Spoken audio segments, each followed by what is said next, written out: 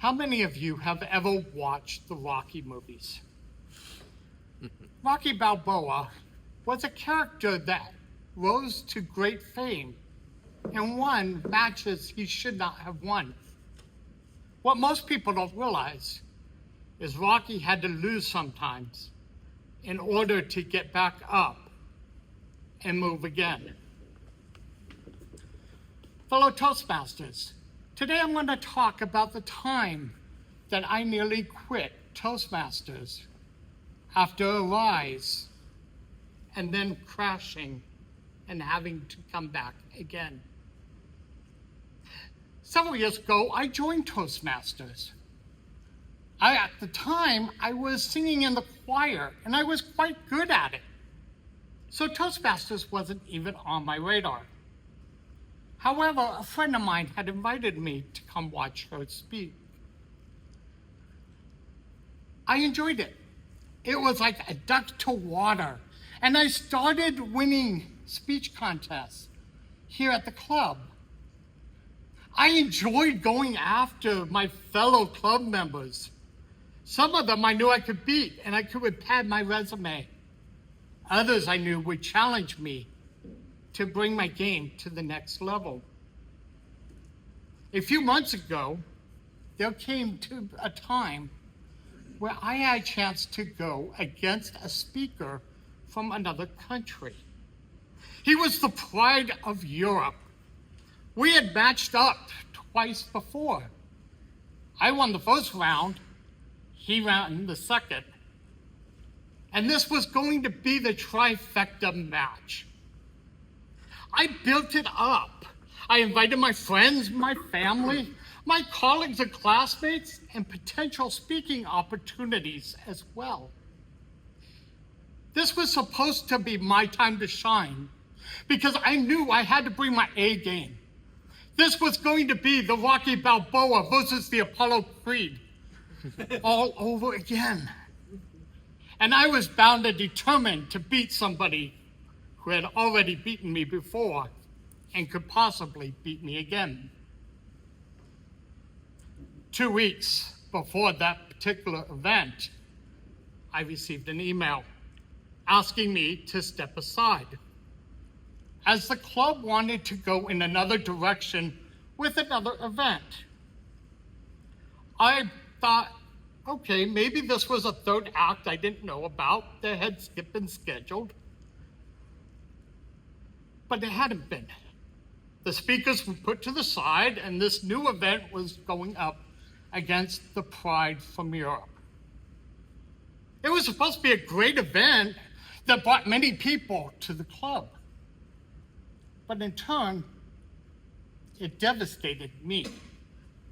All of a sudden, I was bumped to the side, and people were starting to whisper, maybe Peter isn't as good as he thinks he is.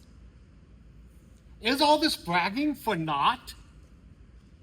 Would we ever see Peter go against these great speakers who could help him rise to the next level?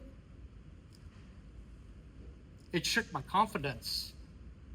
I was in a speech class at that time, and my grade went from an A all the way down to a D within a few weeks. I'd lost my confidence. I had lost my smile. In a way, I was depressed.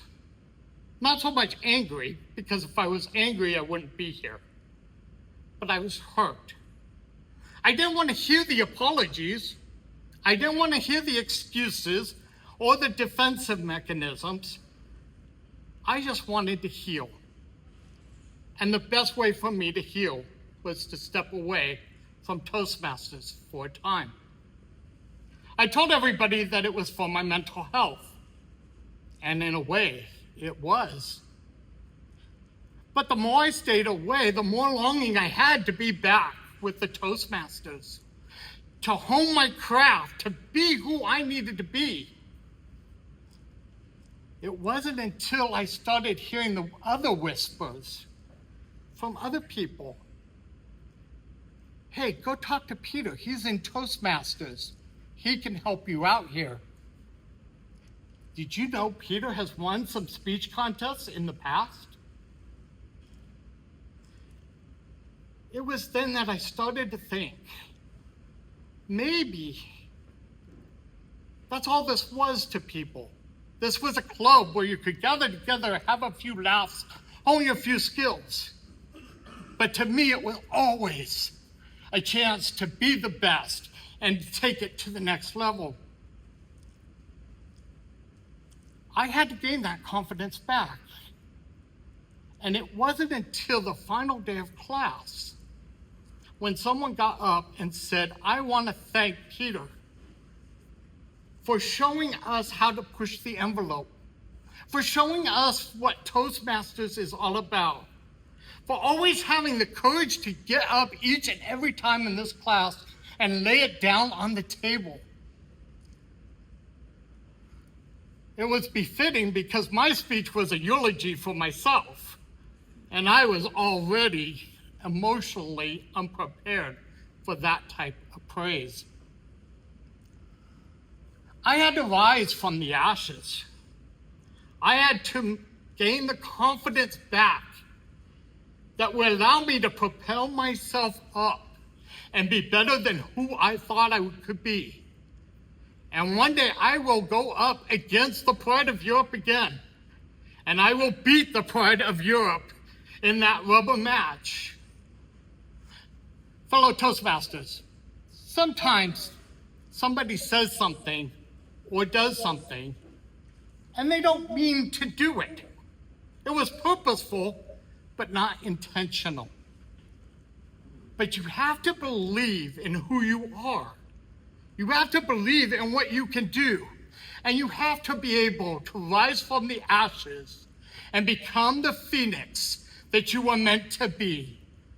Today, I'm in another speech contest, and I hopefully will be in many more. Thank you very much.